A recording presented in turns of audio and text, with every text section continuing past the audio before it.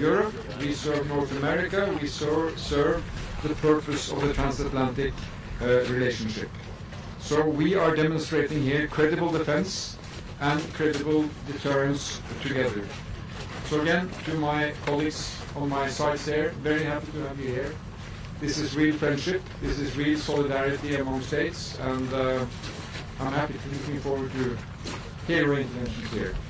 Chancellor. Yeah, thank you, Jonas, and thank you, Mark, for being with us today together here in Norway, defending this part of the European continent. And I'm very happy to be here together with my colleagues and meanwhile friends to show that we are ready to defend, ready to deter what we are calling the High North. And many thanks, Jonas, for your great hospitality yesterday and today. Let me switch to German. Wir treffen uns heute hier, meine Damen und Herren, nördlich des Polarkreises, während der Krieg im Nahen und Mittleren Osten andauert. Soweit der hohe Norden, wo wir hier sind, geografisch von Teheran entfernt sein mag, so direkt wirken sich doch die Kämpfe im Iran auch auf unsere Sicherheit und auf unsere Energieversorgung aus. Wichtige Ziele der Vereinigten Staaten und Israels teilen wir. Iran darf Israel und andere Nachbarn nicht bedrohen. Sein Nuklearprogramm und sein ballistisches Raketenprogramm müssen beendet werden.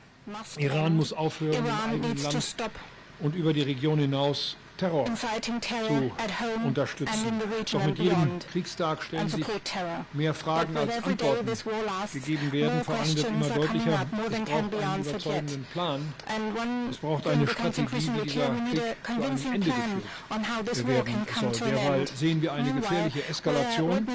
Der Iran greift wahllos Staaten in der Region an, darunter enge Partner und Verbündete auch unseres Landes, von Deutschland. Die Straße von Hormuz ist praktisch unpassierbar geworden.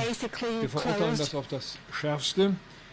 Wir haben kein Interesse an einem endlosen Krieg, einem Zerfall der territorialen Integrität, der Staatlichkeit oder der wirtschaftlichen Lebensfähigkeit des Iran hätte schwerwiegende Folgen auch für uns. Deswegen brauchen wir jetzt eine Perspektive für eine Friedensordnung.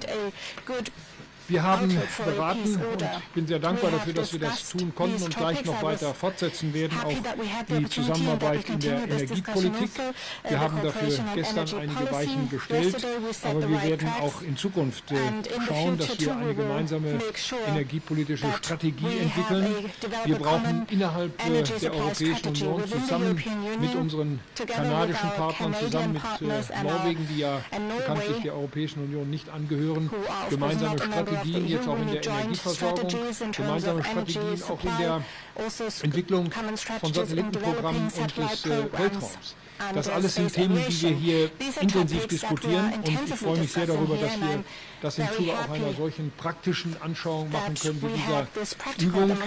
Was die Bundeswehr hier leistet, auch das will ich gerne doch noch einmal sagen, ist wirklich überzeugend. Auch an dieser Stelle verteidigt die Bundeswehr Deutschland und ich möchte das auch wiederholen, was ich von den Kommandeuren und auch von meinen Partnern hier gehört habe. Die deutschen Soldaten erfreuen sich höchster Anerkennung und höchsten Respektes, auch für den Stand ihrer Ausbildung.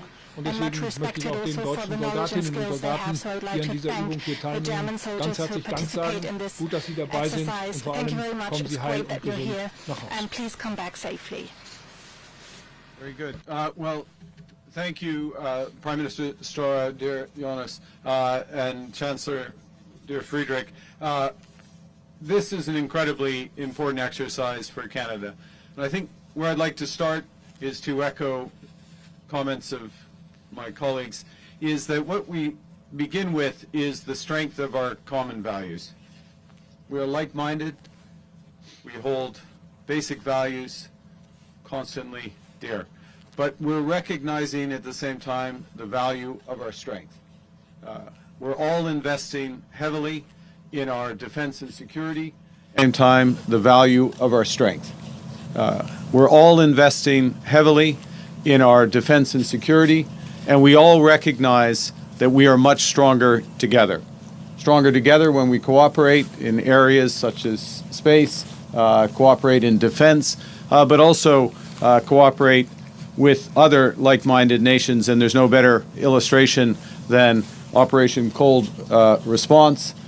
Over 30,000 women and men, 14 nations, working together, learning together, integrating systems, preparing to defend our citizens. So it is incredibly important for Canada to be a participant in this with our special forces. We're learning a lot. I think hopefully we're passing on a few lessons, and we'll take this forward. We will protect our own territories. We will protect the high north, the Arctic, and in doing so, we will protect NATO, we'll protect freedom, democracy, and human rights. Just a couple of words about our commitment to defense. A year ago, our new government was first sworn in, and within the first week, we went to our Arctic and made a commitment. We made a commitment to change fundamentally our defense strategy, to be present 365 days a year in land, sea, and air, in a territory that is 40% of our land mass and 75% of our coastline. I would add also a territory that shares a 3,000-kilometer border with the European Union. Part of that commitment comes with major investment. We announced yesterday over $40 billion of investments in the Arctic, in defense and security and economic security. And then that is part of a bigger set of investments consistent with commitments we all made less than a year ago in The Hague. in The Hague. I was going to say in The Hague. I wanted to say Hamburg because you were here, Friedrich, but in The Hague. Made commitments there for Canada. Those commitments translate to $500 billion of additional spending on defense and security over the course of the next decade. C'est à peu près 500 milliards de dollars sur des dépenses sur la défense et la sécurité d'ici 2035. Au fond, c'est une question de partenariat et des questions des valeurs communes que nous partageons. So, fundamental learnings from this exercise, fundamental strength that comes from the partnership that we have. Thank you for hosting us. I look forward to moving forward together. And of course, we all look forward to your questions. Thank you very much. And then we open up for questions. And the first questions come from the Norwegian news agency, Bibiana Dale Pine. So if you please go to the microphone down there. Yes. Next to the cameras, please.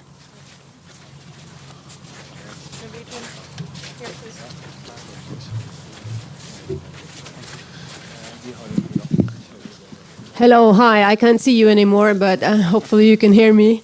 I'd like to pick up on something that Mr. Merz said about the war in Iran. And being here with Russia as the sort of intended enemy, I'm wondering if you could share your thoughts about what the war in Iran and the easing of the oil sanctions against Russia, what will that have to say for the war in Ukraine? What will be the implications? So, thank you. Well, let me start by saying that we are entering the 5th year of a full-scale aggression from Russia against Ukraine, and Ukraine has had to live with events beyond Ukraine taking attention away from this completely unacceptable situation they are in. So the first thing is that when there is dramatic things happening elsewhere, there is less attention on keeping pressure on Russia, supporting Ukraine's defense. The 3 countries standing here are consistent in supporting Ukraine, even if the focus may be somewhere else. In fact, we have from Norway and Germany, I think, will be the major providers of support, and also from Canada to Ukraine's ongoing efforts. And it's our view, and I speak for Norway now, and I think we share that view, that there needs to be more pressure on Russia to stop this unacceptable war. And from my perspective, I think that there should be no pressure on the energy side taken off Russia. It needs to be consistent, and it needs to be felt from the Russian side so that they will come to the negotiation table, accept the ceasefire, and accept a just and durable peace. Well, I fully agree with what Prime Minister Støre just said. As you all know, we had a video conference with the G7 leaders on Wednesday, and 6 out of 7 were clearly the opinion that we should not release the sanctions against Russia. We were a little bit surprised that we heard this morning that the American government decided differently. This is definitely not our view. We are sharing the 6 out of 7 that this should be not the case because Russia is benefiting from that. And we are seeing this into the right different direction. We should put more pressure on Russia to bring this terrible war to an end as soon as possible. And that's the reason why we are having a different view on this decision, which was obviously taken in DC last night. Yes. I'll just reinforce that. Entirely agree. Canada's position is to maintain sanctions on Russia, maintain sanctions, including on the Shadow Fleet, which is moving this oil. There has been very tight cooperation between Russia and Iran at great cost to the people of Ukraine, and a great threat to peace and security in Europe. And this group, under the leadership of the two gentlemen to my right, and a broader coalition of the willing, has stood up to that. In providing the framework for security guarantees, stood up to that in terms of providing support and training and materiel to Ukraine. All of us have contributed considerably to the defense of Ukraine, stood up to it in terms of sanctions, which we stand by and will continue to do so. The next question is from Catherine Tunney, CBC. On va faire un petit changement. Ce sera Valérie Gamache de Radio-Canada. Monsieur Carney, d'abord, si vous pouviez répéter en français ce que vous venez de dire sur la position du Canada par rapport à la levée des sanctions américaines contre le pétrole russe. Et ensuite, si on pouvait vous entendre, can you answer the question? Will it be any G7 meeting discussing the American decision? And is any one of you has the intention to talk to Donald Trump about his decision, trying to maybe convince him to back up on it? OK. Je vais commencer. En ce qui concerne les sanctions canadiennes contre la Russie, on va les garder. C'est clair, c'est simple. Et la situation demeure la même. C'est la faute de la Russie, cette guerre horrible en Ukraine, et c'est la position du Canada de soutenir l'Ukraine tout le temps. C'est pas le moment d'enlever la pression sur la Russie, surtout parce que la Russie et l'Iran sont des grands alliés. OK? Alors, au fond, j'espère que ça suffit. In terms of a G7 meeting, I'm sure there will be additional G7 meetings. The convening of those meetings is the responsibility of the presidency. We all have direct lines into the president, and we'll use them. There is value in having broader G7 discussions. I'll make a final point with the countries of the GCC, who have shown enormous restraint and heroism, I might add, in terms of their response to the ceaseless attacks by Iran on them, particularly on civilians and civilian infrastructure. So, Chancellor, will you ask a meeting to President Macron about the American decision? Well, we will have the opportunity to speak with each other over the weekend, and we will check what we can do. And I'm totally agreeing with what Mark Carney said about the sanctions, and this is our view, and this is shared by most of the G7 members, and we will figure out what we can do to keep them ongoing and to increase them instead of releasing them. The next questions come from Mr. Rinke, Reuters. I have a question to Prime Minister Carney. You just said that we are stronger together if we work together. So my question would be about submarines. Why does Canada not buy the offer Germany and Norway have made? Why are you still thinking about? Why are you still thinking about a South Korean offer? And a question to the Chancellor and Mr. Støre. What could you actually offer on addition of the offer which was made by the company to Canada to make it more appealing to accept it?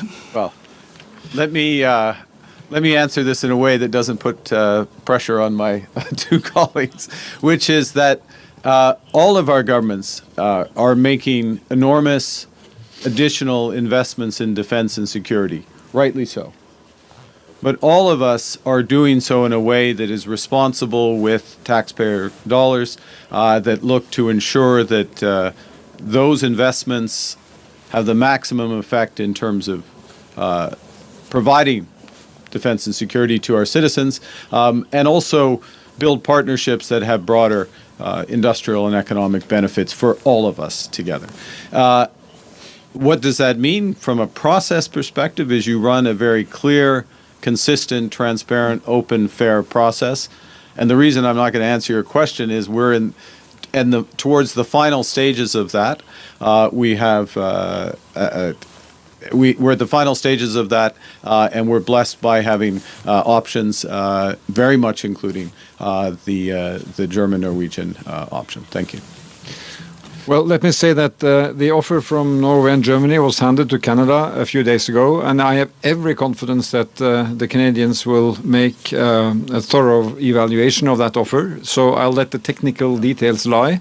Just want to say that from our experience, investing together in these kind of very comprehensive capacities is more about than the capacities. It is also building industrial partnership and strategic and security policy partnership. So when Norway and Germany are integrating on submarines and on tanks, as we have seen here, it means also a very strong political integration between mature and trusted allies.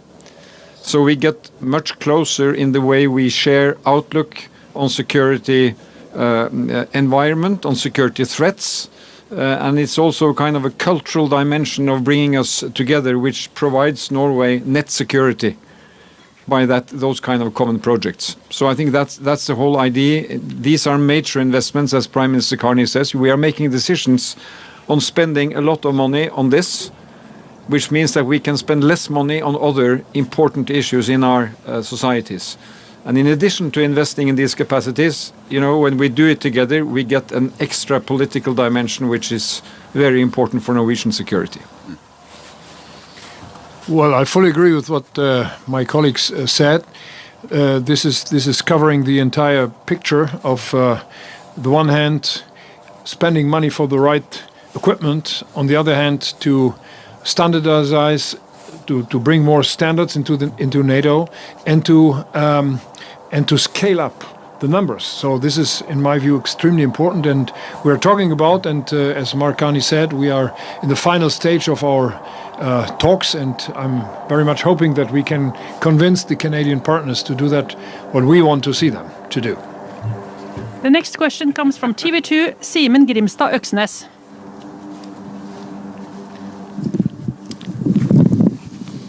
Hello. Norwegian authorities repeatedly emphasize that the United States is Norway's most important ally. Do the German Chancellor and the Canadian Prime Minister still believe that the US can be trusted when it comes to security in the north? Yes. Yes. Is that? Do you want me to elaborate on that? We have our defense of the North is integrated. I'll give an example through NORAD, which is, since for my entire lifetime, has been the integrated listening post air defense system in the Canadian North and High Arctic, fundamentally integrated with the United States. So we have that level of trust for that system. But I will say at the same time, and this was a huge element of what we announced yesterday, is that we are, as Canada, are taking control and responsibility for defense of our Arctic, more control and responsibility for defense of our Arctic. We will do that by very large investments, some of which we announced yesterday, and we will do that in partnership with our closest allies, very much including Norway and Germany, and then, if I may broaden Norway to include the Nordic countries and the Baltic countries to some degree, because there's an integration of the Nordic-Baltic Gate through NATO. So we're broadening out those partnerships. That makes us stronger, as does taking more of the responsibility ourselves. Thank you. Can I add one dimension to this? And I think one reason why we can say that we trust is that being present in cooperation with the United States in the north is also homeland security for the United States. Right. This is about protecting Norway, but by protecting Norway, keeping low tensions, avoiding conflict here, it is net positive for the security of the United States. We believe that is self-interest. So yes. But when U.S. eases the sanctions on Russia, doesn't that create a different picture? We have made it clear that we disagree with that decision, and disagreements appear among countries. Let's be honest about that. Yeah. Okay. The next question is from Valérie Ganache, Radio-Canada. Sorry, we did a little switch. It's Catherine Tunney from CBC. My question is for all three of you. As you know, Trump has ordered a 301 investigation into major economies, including your own, alleging unfair labor practices. My question is, do you think that is valid? And Prime Minister Carney, if you'll allow me to double barrel a question in the rain, but many Canadians are probably looking at that latest job report with some worry, some 84,000 jobs lost, the worst in years. What does that say about your handle of things? Okay, well, maybe I'll start, so I'll get rid of the both elements of it. Look, if you look at the performance of the labor market over the course of the last 6 months, we've created over 80,000 jobs net over the last 6 months. The United States has created 6,000 jobs. Okay, the United States, 11 times the size of our economy.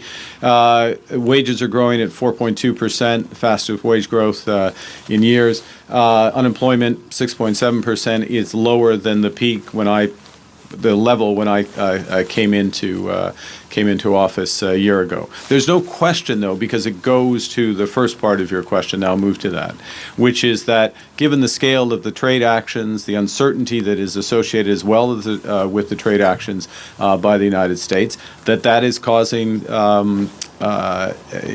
big adjustments in the Canadian economy.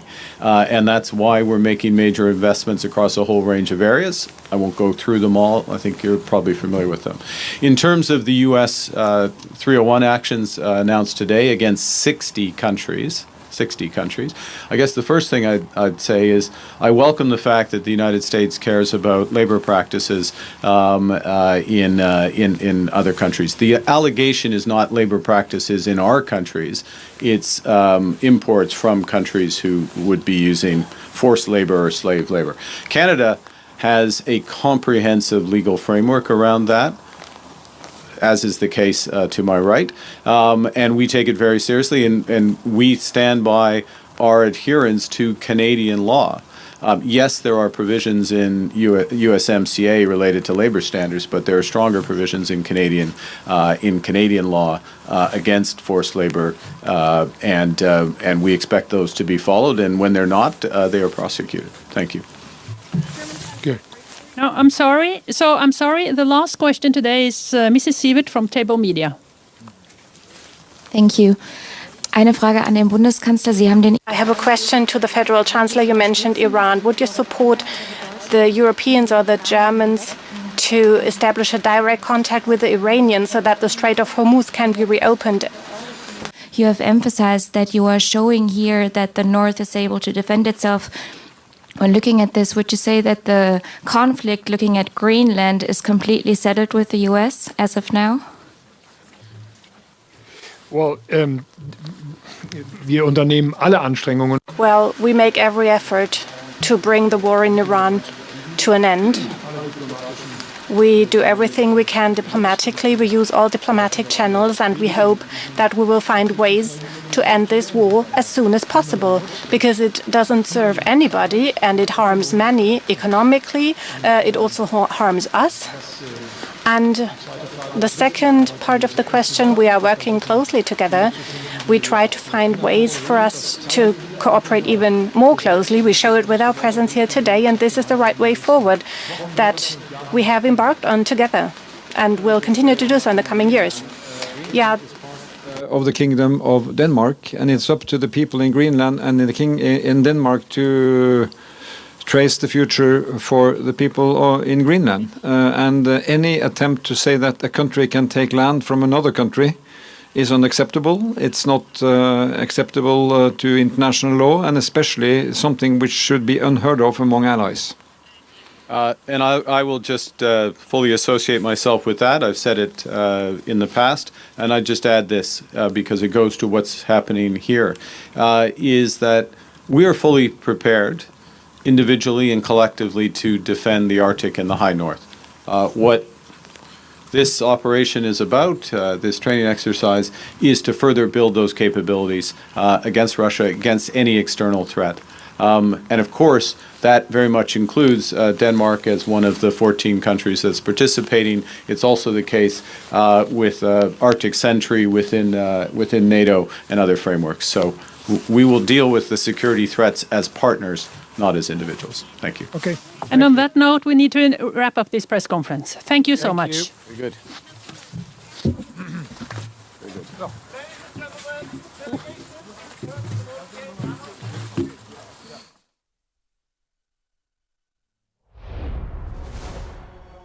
Sendingen